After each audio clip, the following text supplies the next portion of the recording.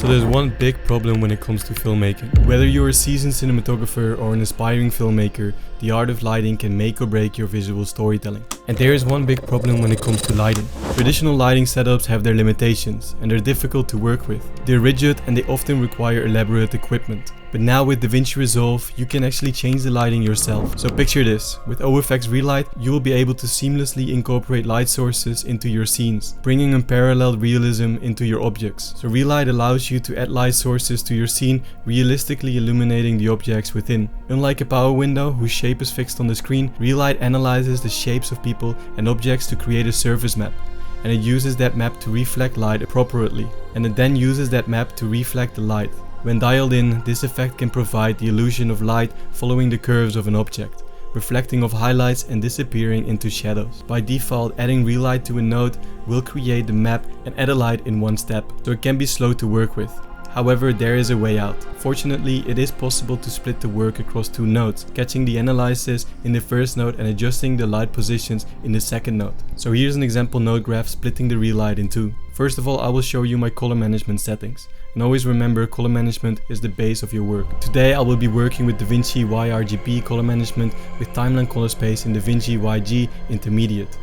If you're interested in hearing about Davinci color management, feel free to leave a comment and I'll cover that in the upcoming videos. So we have this video, and this is what it looks like with my basic edits. It looks pretty good and it's a smooth video. Now next, let's add two nodes with OFX Relight. To do this, go to the effects menu and search for Relight. Then drag it to the first node and then drag the second node with the desired effects. Now close the effects menu. Since we will be using a 2-node scheme for Relight, let's explain everything in order. We will use the first Relight node only to create a surface mask, information about which we will later pass on to the node where all manipulations with artificial lighting will take place. As you can see, the surface mask has been created. Since this procedure is very resource intensive for computers, cache this node, so that the node reads the information into the cache, and in the future it can access it, and not the computer's resources. To do this, click right on the node, go to the node cache and click on. As long as the node is in red, we are caching. As soon as it turns blue, it means that the caching has finished and computer resources will not be used. Great, so now we can see that our node has turned blue. This means that the caching process has completed. So let's go to the second Relight node. Choose where we are going to take the surface map from, which will be used by artificial light. Select use input 2 now. Next, I want to tell you about the basic Relight settings, and after that I will show you a practical example of how to use Relight in your work. Next, go to Directional, Point of Source, and then Spotlight Directional. It creates a light source that emits from a specific direction at an infinite distance. Here, as you can see, we choose the direction from which the color will shine, and it shines an infinite distance from our source. Now let's go over the point source. This creates a light source that emits from a central point. Here's our point from which the light comes. If we decrease or increase it, it shines evenly from this point. We can control the height of our light source now through Spotlight. And this is also a point source, but it is directed into a cone shape. We can also adjust the intensity of this light source, its height and its radius. Next, let's go to Relighting Map Preview. Checking this box reveals the alpha channel of the effect of this light. Unchecking this box shows the current image but with the light mask in the alpha channel. Now let's go over the light properties. Let's go over brightness. So this controls the strength of any grading that is applied to the scene. It does not add brightness changes on its own, but amplifies the changes you make in the grading tools. Next, let's go over reach.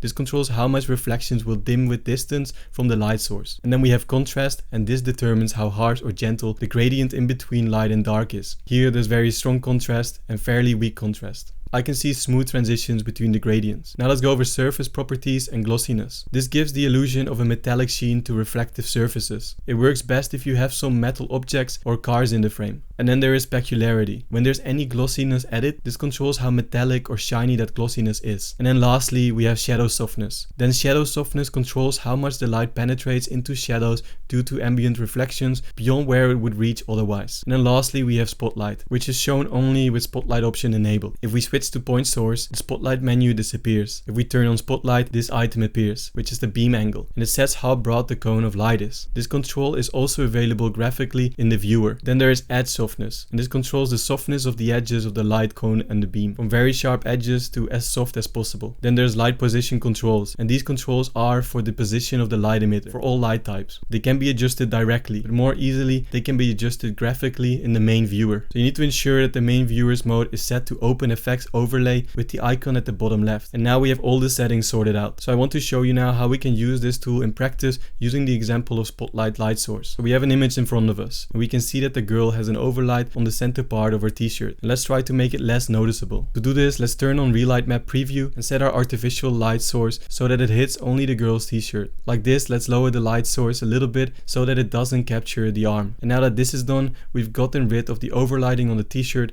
without affecting the rest of the image, while taking into account the surface map of our video, something that was almost impossible on a domestic level a couple of years ago. And that's absolutely crazy. And now I think we got a great result, so let's look at the before and after. And I think that looks great. So hopefully you learned something, and if you want to get the same colors on your videos as I have, you can get my LUTs through the link in the description. And I hope to see you next week in the new video.